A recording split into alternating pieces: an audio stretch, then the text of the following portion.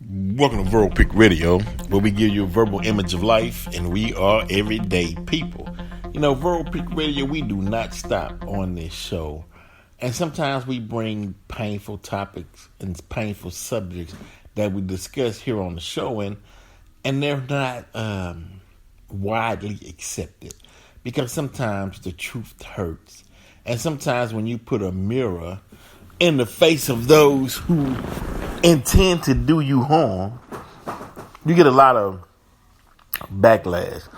But the sad part about it is sometimes even the victim don't want the light shined upon them because they don't want to feel ashamed at the fact that they're a victim. Or go figure. But on Vote Pick Radio, we don't care. Now here we go. Right. I'm going to take you back 150 years ago. Right. Hold on. Okay. Now, this is the Ku Klux Klan Act of 1871. Enforcement Acts, right? And I'm going to read you this from Wikipedia, so you don't think I'm making it up, right? The Enforcement Acts were 3 bills passed by the United States Congress between 1870 and 1871. They were criminal codes that protected African Americans' right to vote. Like 2021, today. And we still fighting over the same damn thing. Now, I want you to go back from 1870 until the present and ask yourself, right? What significantly changes that benefited the black man and woman in America from 1870 to 2021? Right. You say the right to vote. They still don't want you to vote, still fighting you every day. Right. That's why I understand the slogan where it states, freedom is not free. Because you have to fight for your freedom. But the ironic thing is, why are black folks always have to be at the forefront of the fight? We've been fighting since we've been in America. We fighting for the right to vote. We fight for justice. We fight this. This is something that we have to deal with and been dealing with for over a specific amount of time and for too long. It does not make any sense, right? I mean, what are we getting out of it? But new creative ways to fight an old battle, right? These criminal codes that protected African Americans' right to vote, to hold office, to serve on juries, and receive equal protection of laws. Wait, when? This is 1870 to 1871 this was passed. Passed under the presidency of Ulysses S. Grant. The laws also allowed the federal government to intervene when states did not act to protect these rights. The acts passed following the ratification of the 14th Amendment to the U.S. Constitution, which gave full citizenship to anyone born in the United States or freed slaves. Wait. Gave full citizenship to anyone born in the United States, right? Or freed slaves. So you saying that some blacks were actually born in the United States and been here, and some came somewhere else and was freed in America, so they had rights too. I got to check that out. I got to check the meaning of what they actually was saying, right? And the 15th Amendment, which banned racial discrimination in voting, well, it did. Well, we still fighting racial discrimination in voting. What? I mean, that's why it's called systemic racism, right? It's the system. It's like the ball. You kick the can down the road, right? It's like kickball. It's like tennis. It's like any kind of game, right? To where it's like keep away. One side will call you in, man, we got to do something. This is not right with what's doing to you, right? Right. As soon as you turn your head, they throw the ball to the other side. But you come and try to get the ball, and we're not going to give it to you. And then you go to try to fight to get the ball. As soon as you get your hand on the ball, they throw it to the other side, and you back and forth like a tennis ball, man. It's crazy. At the time, the lives of all newly freed slaves, as well as their political and economic rights, were being threatened. This threat led to the creation of the Enforcement Acts. The main goal in creating these acts was to improve conditions for black people and free slaves. The main target was the Ku Klux Klan, a white supremacist organization of the time. What you mean of the time? They try to say it don't exist today? What is going on? Look, of the time, which was targeting blacks and later other groups. Although this act was meant to fight the KKK and help black people and freedmen, right? Black people were your black natives that's been here, and freedmen was those who came somewhere else and was freed on this soil. Many states were reluctant to take such relatively extreme actions for several reasons. Some politicians at the state and federal levels were either members of the Klan. Wait. So that means then that you didn't know. You could be sitting right there talking to a Democrat or a Republican, and they smiling, shaking your hand, but yet they members of the Klan, or did not have enough strength to fight the Klan. Meaning, I don't have the willpower. I don't want to go up against them. Hey, whatever happens, just happens, right? Another goal of these acts was to achieve national unity by creating a country where all races were considered equal under the law, right? Let me go. Another goal. This was just a goal. Not saying that they achieved the goal, but this was a goal. Another goal for these acts was to achieve national unity. That's the goal, a national unity. By creating a country where all races were considered equal under the law. Did they achieve the goal? Right? The Enforcement Acts did many things to help freed men. Not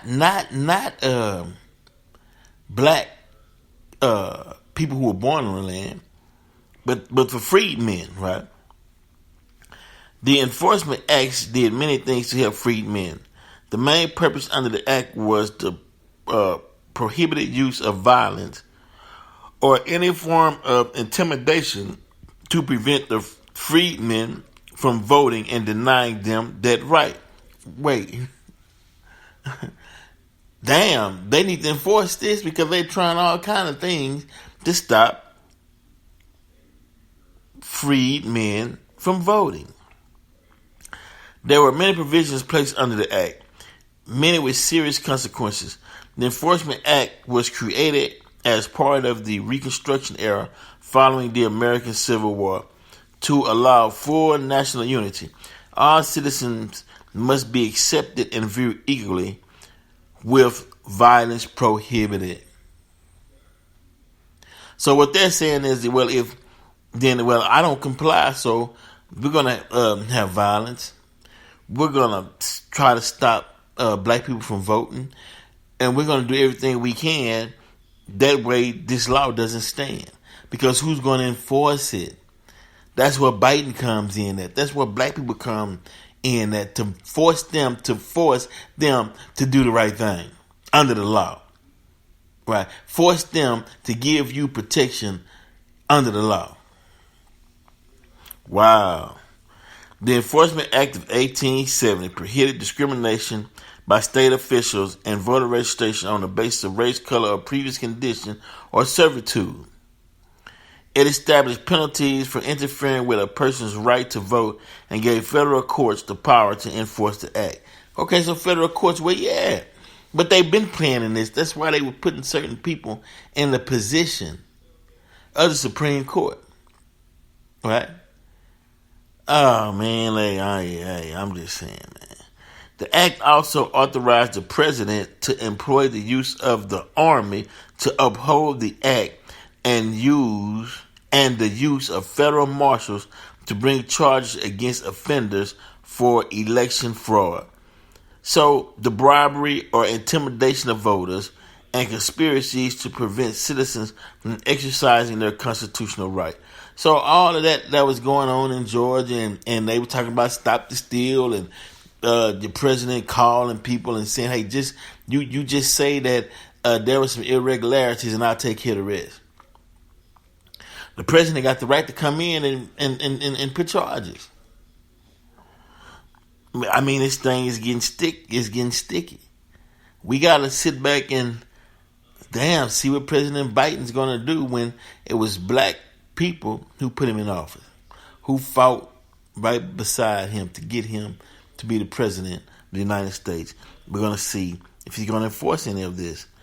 The act banned the use of terror, force, or bribery to prevent people from voting because of their race. Other laws banned the KKK entirely. Hundreds of KKK members were arrested and tried as common criminals and terrorists. The first Klan was all but eradicated within a year of federal prosecution. Wow.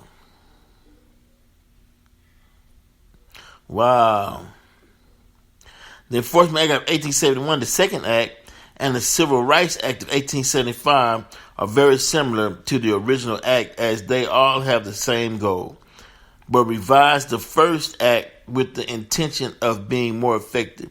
The Act of 1871 has more severe punishment with larger fines for disregarding the regulations, and the prison sentence vary in length. The final act and the most effective was also a revision. Although the fines lowered again and the prison sentences remain approximately the same, this act was the best enforcement by the government. Wow. Now this is the third act. The Enforcement Act of 1871. The third Enforcement Act, passed by Congress and also known as the Ku Klux Klan Act, formerly an act to enforce the provisions of the 14th Amendment to the Constitution of the United States and for other purposes, made state officials liable in federal court for depriving anyone of their civil rights or the equal protection of the law. It further made a number of the KKK's intimidation tactics into federal offense, authorized the president to call out the militia to suppress conspiracies against the operation of the federal government. So, if the militia is tied to the Klan, you can't call them out. You got to use the army. And prohibited those suspected of complicity in such conspiracies to serve on juries related to the Klan's activities. The act also authorized the president to suspend the writ of habeas corpus if violence rendered efforts to suppress the Klan ineffective. It was passed at the request of Ulysses S. Grant, right? So it's saying that, wait a minute, Biden got more right under this KKK Act of 1871 to shut all of this down. All intimidation, especially, come on now, in Texas. What's the problem? Everything is on paper. The problem is getting what was written out for the purpose of protecting citizens in the United States of America. The problem is to get the officials to enforce it. Or give them the willpower to enforce it. This is aftermath. As a response to the act, Klansmen in South Carolina were put on trial in front of juries made up of mainly blacks. Listen. As a response to the act, Klansmen in South Carolina were put on trial in front of juries made up of mainly blacks. See, we can do that. They can put Klansmen on trial. That's justice for a jury of mainly blacks. Amos T. Anchorman was largely involved with the prosecutions of the Klansmen. He worked to make America aware of Klan violence and how much of a problem it was becoming. His work led to trials and to jail sentences of a few hundred Klan members, just like the insurrection January 6th, where hundreds was arrested for their acts against the Capitol. It's the president and the government's responsibility to make sure that this doesn't happen, and they got laws right there that's protecting them for this very same reason. But what's taking them so long to act? Enforcement acts were a series of acts, but it was not until the Ku Klux Klan Act of 1871, the third enforcement act, that their regulations to protect blacks and to enforce the 14th and 15th Amendment to the United States Constitution were really enforced and followed. It was only after the creation of the Third Enforcement Act that trials were conducted and perpetrators were convicted for any crimes they had committed in violation of the Enforcement Act. So it took to the third time for them to keep going harsher in order for them to stop. Had to send them to jail to stop. That much hate. But where does it stem from? What's the problem with wanting black folks to vote, to have a hand in a democratic system where they work in, live in, put taxes in, put money into the economy in? What's the problem? Right? We got to figure that out. Cruikshank, 1876, the court ruled that the federal government did not have the authority to prosecute the men because the 14th and 15th Amendment provide only for redress against state actors. However, in ex-pirate Yarborough, the court allowed individuals who were not state actors to be prosecuted because Article Section 4 of the Constitution gives Congress the power to regulate federal elections. In Hodges v. United States, 1906, the court addressed a possible 13th Amendment rationale for the Enforcement Act and found that the federal government did not have the authority to punish a group of men for interfering with black workers through white capping. Hodges v. United States would be overruled in Jones v. Alfred H. Meyer Co. some 50 years later, stating for the first time since Reconstruction that the federal government could criminalize racist acts by private actors. So come on. I mean, wow. In the 1964 United States Department of Justice charged 18 individuals under the Enforcement Act of 1870 with conspiring to deprive Michael Schwerner, James Chaney, and Andrew Goodman of their civil rights by murder because Mississippi officials refused to prosecute their killers for murder, a state crime. While the Supreme Court limited the act, they did fully repeal it. The resulting case, United States versus Price, would stand because state actors were involved. You got state actors involved. It's all right here. We can end this thing, go home tonight, and go on about our business and take care of it. We just need willing participants who will uphold what was written and have the guard, to go in and do what needs to be done. Very interesting, y'all. I'm telling you, this is seeing this thing unfold. I don't know. We got to check it out right here on Verbal Pick Radio, and reminding you all to check out my movie. It's on FlexNet TV and also VCMFilms.gumroad.com. We out. Wow.